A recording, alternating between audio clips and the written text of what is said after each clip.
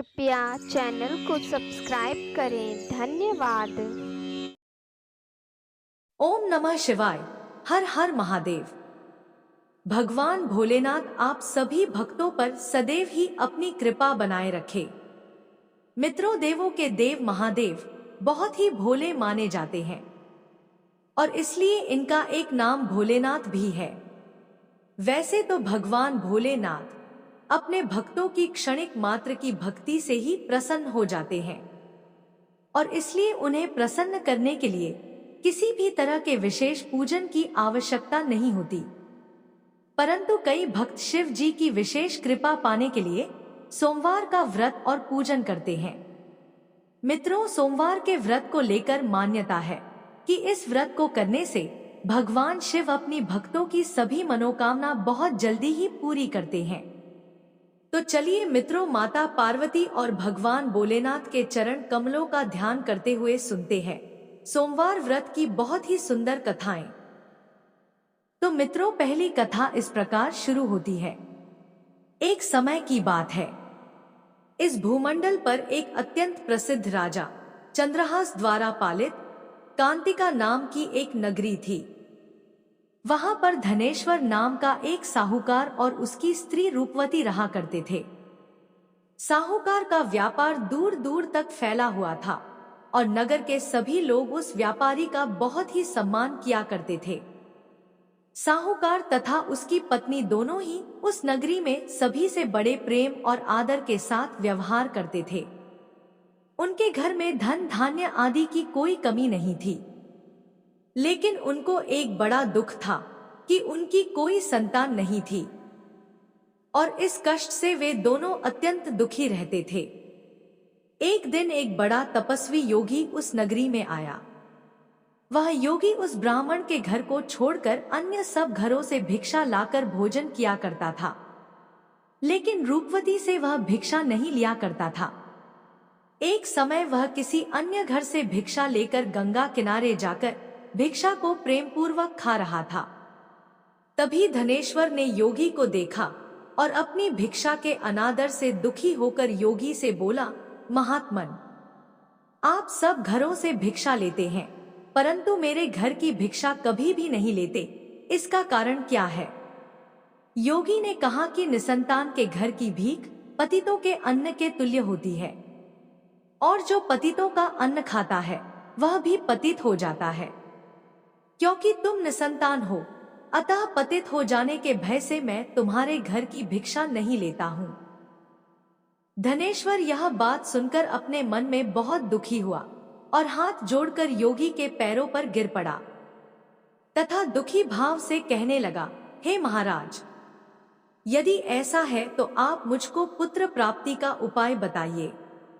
आप सर्वज्ञ हैं, मुझ पर अवश्य ही यह कृपा कीजिए। धन की मेरे घर में कोई कमी नहीं, परंतु मैं पुत्र न होने के कारण अत्यंत दुखी हूँ। आप मेरे इस दुख का हरण करें। यह सुनकर योगी कहने लगे, हे ब्राह्मण, तुम चंडी देवी की आराधना करो, ऐसा करने से तुम्हें पुत्र रत्न की प्राप्ति होगी। साहूकार ने घर आकर अपनी स्त्री से सब वृत्तांत कहा और स्वयं तप के निमित्त वन में चला गया। वन में जाकर उसने चंडी देवी की उपासना की और घोर उपवास किया। चंडी देवी ने 16वें दिन उसको स्वप्न में दर्शन दिया और कहा, हे धनेश्वर, मैं तेरी भक्ति भाव से अत्यंत प्रसन्न हूँ। तुझे शीघ्र ही पुत्र रत्न प्राप्त होगा, लेकिन वह 16 वर्ष की आयु में ही मृत्यु को प्राप्त हो जाएगा। परंतु यदि तुम दोनों पति पत्नी 32 पूर्णमासियों का व्रत विधि पूर्वक करोगे तो वह दीर्घायु होगा। जितनी तुम्हारी सामर्थ्य हो उतने आटे के दिए बनाकर शिवजी का पूजन करना और पूर्णमासी का व्रत रखना। प्रातः काल होने पर इस स्थान के समीप ही तुम्हें एक आम का वृक्ष दिखाई देगा। उस पर चढ़कर एक फल तोड़कर शीघ्र अपने घर चले जाना और अपनी स्त्री से सब वृत्तांत कहना। जब वह श्री शंकर जी का ध्यान करके उस फल को खा लेगी, तब भगवान शंकर की कृपा से वह गर्भवती हो जाएगी। जब वह ब्राह्मण प्रातः काल उठा तो उसने उस स्थान के पास ही एक आम का वृक्ष देखा जिस पर एक आम का फल लगा हुआ था। उस ब्राह्मण ने उस आम के वृक्ष पर चढ़कर उस फल को तोड़ने का प्रयत्न किया, परंतु कई बार प्रयत्न करने पर भी वह वृक्ष पर न चढ़ पाया।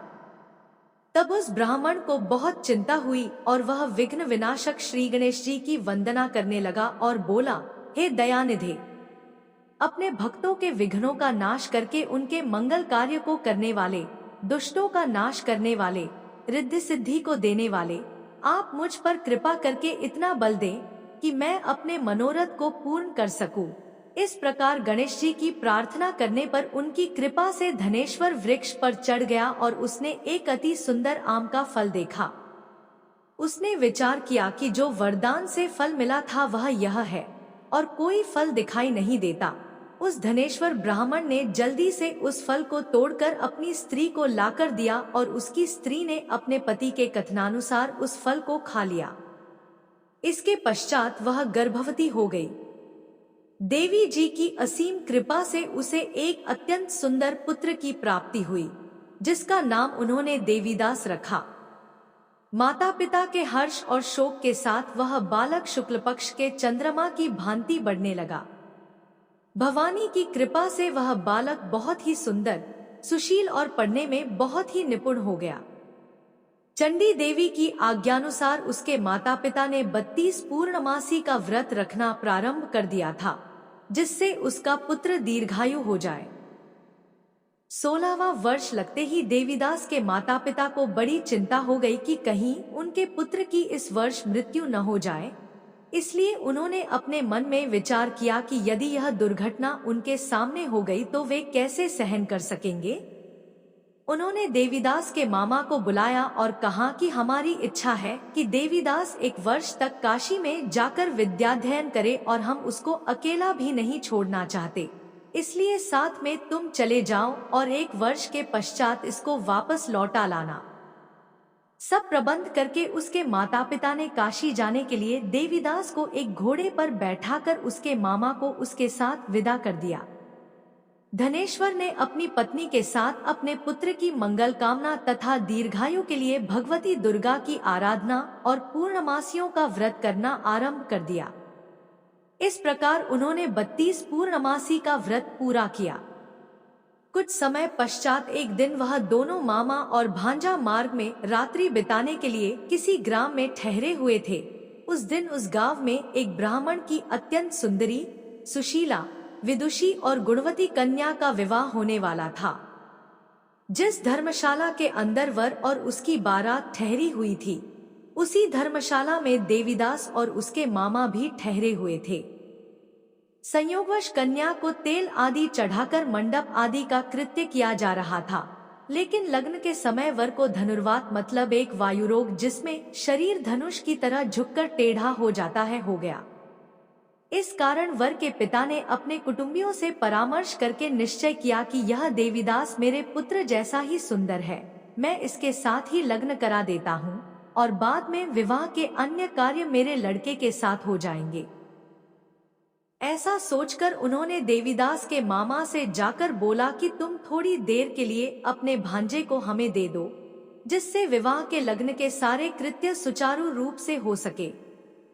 तब उसका मामा कहने लगा कि जो कुछ भी कन्यादान के समय वर को मिले वह सब हमें दे दिया जाए, तो मेरा भांजा इस बारात का दूल्हा बन जाएगा। यह बात वर के पिता ने स्वीकार कर ली और उसने अपने भांजे को वर बनने के लिए भेज दिया और उसके साथ सब विवाह कार्य रात्रि में विधिपूर्वक संपन्न हो गया। तो पत्नी के साथ वह भोजन न कर सका और अपने मन में सोचने लगा कि न जाने यह कैसी स्त्री होगी। वह एकांत में इसी सोच में पड़ गया तथा उसकी आंखों में आंसू आ गए। तब वधू ने पूछा कि क्या बात है, आप इतने उदासीन व दुखी क्यों हो रहे हैं। तब उसने सब बातें जो वर के पिता व उसके मामा में हुई थी उसको बतला दी। तब कन्या कहने लगी कि यह ब्रह्म विवाह के विपरीत कैसे हो सकता है। देव, ब्राह्मण और अग्नि के सामने मैंने आपको ही अपना पति बनाया है, इसलिए आप ही मेरे पति हैं। मैं आपकी ही पत्नी रहूंगी, किसी अन्य की कदापि नहीं। तब देवीदास ने कहा, ऐसा मत करिए, क्योंकि मेरी आयु बहुत कम है। मेरे पश्चात आपकी क्या गति होगी, इन बातों को अच्छी तरह विचार लो। परंतु वह दृढ़ विचार वाली स्त्री थी, बोली कि जो आपकी गति होगी वही मेरी गति होगी। हे स्वामी, आप उठिए और भोजन करिए, आप निश्चय ही भूखे होंगे। इसके बाद देवीदास और उसकी पत्नी दोनों ने भोजन किया तथा शेष रात्रि वे सोते रहे। प्रातः काल देवीदास ने अपनी पत्नी को 3 नगों से जड़ी हुई एक अंगूठी दी, एक रुमाल दिया और बोला, हे प्रिय, इसे लो और संकेत समझकर स्थिर चित्त हो जाओ। मेरा मरण और जीवन जानने के लिए एक पुष्पवाटिका बना लो, उसमें सुगंधी वाली एक नवमल्लिका लगा लो, उसको प्रतिदिन जल से सींचा करो और आनंद के साथ खेलो कूदो तथा उत्सव मनाओ।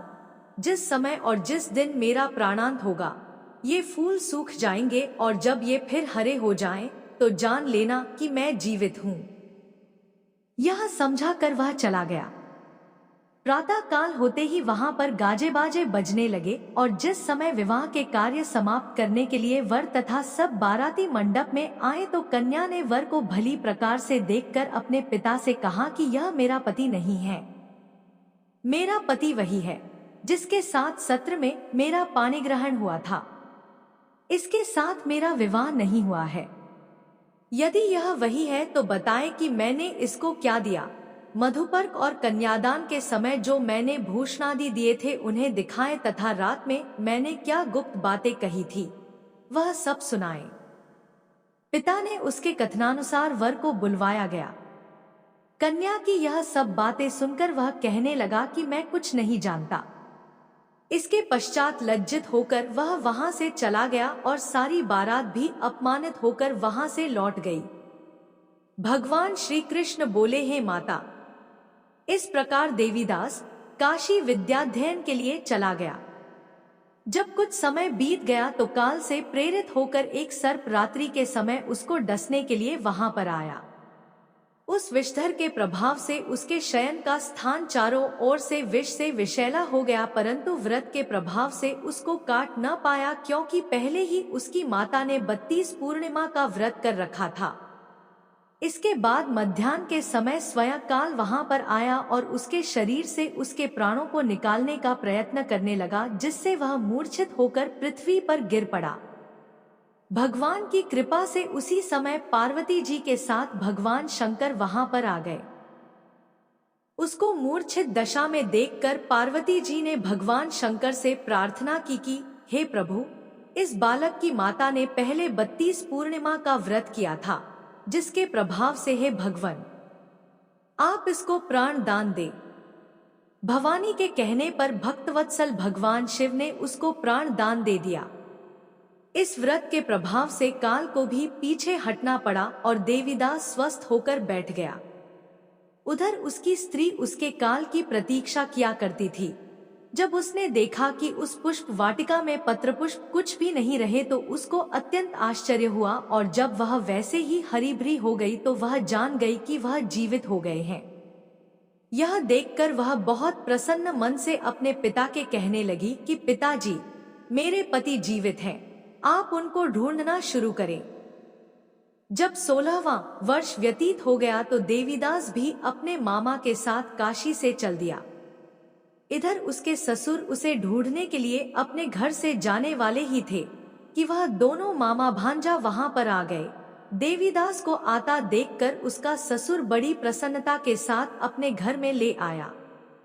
उस समय नगर के निवासी भी वहां इकट्ठे हो गए और सबने निश्चय किया कि अवश्य ही इसी बालक के साथ इस कन्या का विवाह हुआ था। उस बालक को जब कन्या ने देखा तो पहचान लिया और कहा कि यह तो वही है जो संकेत करके गया था। तदुपरांत सभी कहने लगे कि भला हुआ जो यह आ गया, और सब नगरवासियों ने आनंद मनाया। देवीदास इसके बाद अपनी पत्नी और मामा को लेकर वहां से अपने माता पिता के पास आने को चल दिया। उसके ससुर ने भी उसे बहुत सारा धन और दहेज दिया। इधर साहूकार और उसकी पत्नी भूखे प्यासे रहकर बेटे की प्रतीक्षा कर रहे थे। उन्होंने प्रण कर रखा था कि यदि उन्हें अपने बेटे की मृत्यु का समाचार मिला तो वह भी प्राण त्याग देंगे। उसी रात को भगवान शिव ने साहूकार के स्वप्न में आकर कहा कि साहूकार, मैंने तेरी भक्ति और सच्ची श्रद्धा से प्रसन्न होकर तेरे पुत्र को लंबी आयु प्रदान की है, इसलिए अब तू निश्चिंत हो जा। सुबह जब साहूकार का पुत्र अपने घर की तरफ चल रहा था तो उसके माता पिता को लोगों ने खबर कर दी और कहा कि तुम्हारा पुत्र देवीदास अपनी पत्नी और मामा के साथ आ रहा है। ऐसा समाचार सुनकर पहले तो उन्हें विश्वास नहीं हुआ, लेकिन जब देवीदास आया और उसने अपने माता पिता के पैर छुए तो देवीदास के माता पिता ने उनका स्वागत किया, आरती उतारी और दोनों को अपने सीने से लगा लिया। दोनों के आने की खुशी में धनेश्वर ने बहुत सारा धन, दान, दक्षिणा आदि ब्राह्मणों को दी। इसी प्रकार जो कोई भक्त भगवान भोलेनाथ को सच्चे मन से पूजा अर्चना करता है और सोमवार व्रत करता है तो भगवान भोलेनाथ की कृपा से उसके सभी दुख दूर होते हैं और सभी मनोकामनाएं पूर्ण होती हैं और उसका सदा ही कल्याण होता है। तो बोलिए मित्रों, हर हर महादेव, जय शिव शंभू, जय भोलेनाथ। अब चलिए सुनते हैं दूसरी कथा। बहुत समय पहले की बात है। एक नगर में एक निर्धन ब्राह्मण अपनी पत्नी के साथ रहता था। उस ब्राह्मण के घर की आर्थिक स्थिति बहुत दयनीय थी। उसके घर में ना तो भोजन के लिए पर्याप्त अन्न था और ना ही कोई साधन जिससे जीवन आसानी से चल सके। लेकिन ब्राह्मण बड़ा ही धर्मपरायण व्यक्ति था और भगवान शिव का परम भक्त था। ब्राह्मण हर सोमवार को व्रत रखता और सच्चे मन से शिव जी की पूजा अर्चना किया करता था। उसका विश्वास था कि भगवान शिव उसकी भक्ति से प्रसन्न होकर एक दिन उसकी सभी परेशानियों का अंत करेंगे। हालांकि ब्राह्मण की पत्नी उसकी इस पूजा और व्रत से संतुष्ट नहीं रहती थी। वह अक्सर कहती, सिर्फ पूजा पाठ करने से पेट नहीं भरता, हमें अन्य कम करने चाहिए जिससे हम अधिक धन कमा ना सके। लेकिन ब्राह्मण हर बार उसे शांत करते हुए कहता, धन और साधन से अधिक महत्वपूर्ण है शिव जी की कृपा। शिव जी की आराधना से हमारी सभी समस्याएं अवश्य समाप्त होंगी, बस थोड़ा धैर्य रखो। ऐसा कहकर ब्राह्मण अपने पूजा पाठ में लग गया। इसी प्रकार से एक दिन ब्राह्मण रोज की तरह भोजन पकाने और बाजार में बेचने के लिए जंगल में लकड़ियां काटने गया। जब ब्राह्मण लकड़ी काट रहा था तो उसे जंगल में एक बूढ़ा साधु मिला जो बहुत ही तेजस्वी और दिव्य प्रतीत हो रहा था। साधु ने ब्राह्मण को देखकर कहा, वत्स, तुम्हारे चेहरे पर चिंता की रेखाएं क्यों हैं? क्या बात है? ब्राह्मण ने दुखी होते हुए अपनी गरीबी और अपने जीवन की कठिनाइयों का वर्णन किया। साधु ने मुस्कुराते हुए कहा, तुम्हारी समस्याओं का समाधान तुम्हारे विश्वास में ही छिपा है। तुम भगवान शिव की आराधना करो और सच्चे मन से शिव जी के सोमवार व्रत का पालन करो। शिव जी अत्यंत कृपालु हैं। यदि तुम्हारी भक्ति सच्ची है तो वे अवश्य ही तुम्हारी मदद करेंगे। साधु की बातें सुनकर ब्राह्मण का विश्वास और दृढ़ हो गया। वह घर लौटकर अपनी पत्नी को साधु की बातों के बारे में बताता है और दोनों ब्राह्मण ब्रह्मणी ने निश्चय किया कि वे पूरी श्रद्धा और विश्वास के साथ प्रत्येक सोमवार का व्रत करेंगे। हर सोमवार को ब्राह्मण और उसकी पत्नी उपवास रखते, शिव जी का अभिषेक करते और पूरी निष्ठा से उनकी पूजा अर्चना किया करते थे। कुछ ही समय में उनके जीवन में परिवर्तन आने लगा। अब तो ब्राह्मण को लकड़ी बेचने पर पहले से अधिक धन मिलने लगा। एक दिन जब वह अपने घर के आंगन में बैठा पूजा कर रहा था तो अचानक उसे ऐसा प्रतीत हुआ कि जमीन में कुछ दबा हुआ है। जब उसने खोदकर देखा तो वहां एक घड़ा सोना और गहनों से लबालब भर हुआ था। यह देखकर ब्राह्मण और उसकी पत्नी की खुशी का ठिकाना न रहा। अब तो उनकी गरीबी समाप्त हो गई। उनकी भक्ति और श्रद्धा ने उन्हें भगवान शिव की कृपा का पात्र बना दिया था। ब्राह्मण ने सारा श्रेय भगवान शिव को दिया और कहा, यह सब शिव जी की कृपा है। अगर हम सच्चे मन से उनकी आराधना करें तो वह हर कष्ट हर लेते हैं।